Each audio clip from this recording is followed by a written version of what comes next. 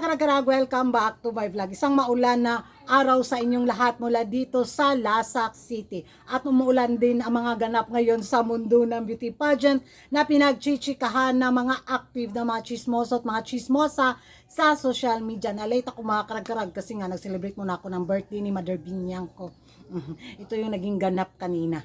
Bida-bidahon, ubutan di akong anak ni Binyang. Ako nalang pitong gihindahan akong inahan o gamay. Gilutuan ako siya sa akong specialty pork sa oven. Dayon first time kong magbuhat og leche flan. Dayon nag-DIY ko og money cupcake. Akong gipang tuslukan og tag 50 pesos.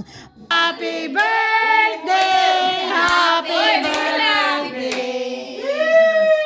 Happy birthday! Ipahatag ni mo gang kamera. Nagaw magpukindi ni guys. Nagaw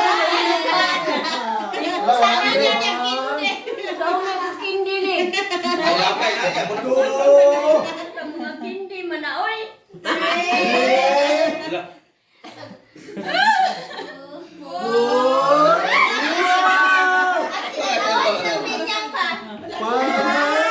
What's yung kasabot sa yung surprise? Wala na noon. 6. Kaswet sa Ano relasyon. ba tawag ko eh? Niya magsiningkahin. 9. Ano niyo ako?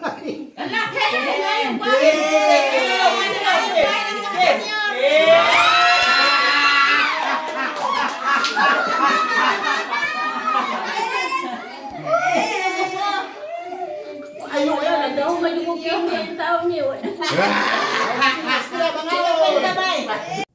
So yun mga karagrag, naging emotional si Mother Binyang ko sa konting sorpresa na handog ko sa kanyang kaarawan. 70 years old na yung mother ko. Kaya eto na, ito doon ko na yung pagka-chismosa ko para sa Pangkabuhayan Showcase, para sa Chismis with Coast natin kay Tatay Silino at sa mga aso. Nako, eto na nga ang mga latest ganap ngayon sa naging performance ni Maring Ann Patricia natin sa Miss International Queens 2025 sa Thailand, na kung saan agay plakado. walang halong bias na reaction vlog to mga karag-karag. Nagustuhan ko yung performance niya sa swimsuit at saka sa kanyang pa-evening gown. Malambot siyang tingnan. Pasok sa banga yung naging performance ni Maring Ann Patricia natin.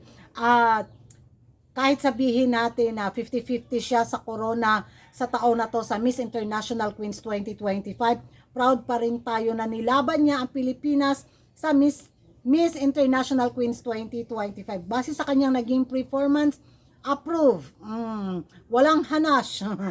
Yun yung magiging reaction ko mga karag-karag. Ang ganda niya doon sa kanyang pa-evening gown. Yung pagdala niya sa kanyang gown bitaw. Ay, pak, lambot. Ganon. Yung naging pa-eksena. Pero hindi talaga natin maialis sa taon na to Vietnam Jude. Grabe ang pambato ng Vietnam. Babae kaayo siya. Lalo na yung naging performance niya. Ay, ang ganda. Baka pangalawang corona ng Vietnam sa taon na to sa Miss International Queens 2025. Bigaon kayo, igatot kayo ang pambato ng Vietnam. Talagang grabe yung naging performance niya sa kanyang pa-evening gown bitaw. The way niya execute ang kanyang pa-evening gown na ay, talagang aral na aral ay. Yun yung magiging reaction ko mga karag base sa mga nakikita ko mga pa-eksena ng mga kandidata sa Miss International Queens 2025. Naawa ako sa naging performance ng ating kapitbahay na taga-Indonesia sa kanyang swimsuit. Ambot lang jud. Naunsa man jud. Pero sige lang, naitaguyod naman niya yung naging performance niya. Murag yun siya si Kuragan pag maglakad. Yun yung magiging reaction ko mga karag-karag sa naging performance ng pambato ng Indonesia. Sabi nga ng mga ibang mga chismos at mga chismosa na walay talaga, kahit sabihin daw plakado ang naging performance ni Ann Patricia sa Miss International Queens 2025, ligwak ganon daw talaga sa corona. Yan ang mga karag-karag, ano yung magiging reaction nyo sa naging performance ni Ann Patricia sa Miss International Queens 2025. Plakado ba sa inyo mga karag-karag? At sino ang para sa inyong kukurunahan sa taon na to sa Miss International Queens 2025? Pareho ba tayo ng beat na kandidata ang Vietnam? Mag-ingay tayo sa comment section at kung hindi ka pa nakapag-subscribe sa YouTube channel ko, don't forget to like and subscribe Kuragan Karag and hit the notification bell para updated kayo sa mga latest kaganapan at late na intriga sa mundo ng beauty pageant. And thank you for watching. See you in my next vlog. Bye-bye!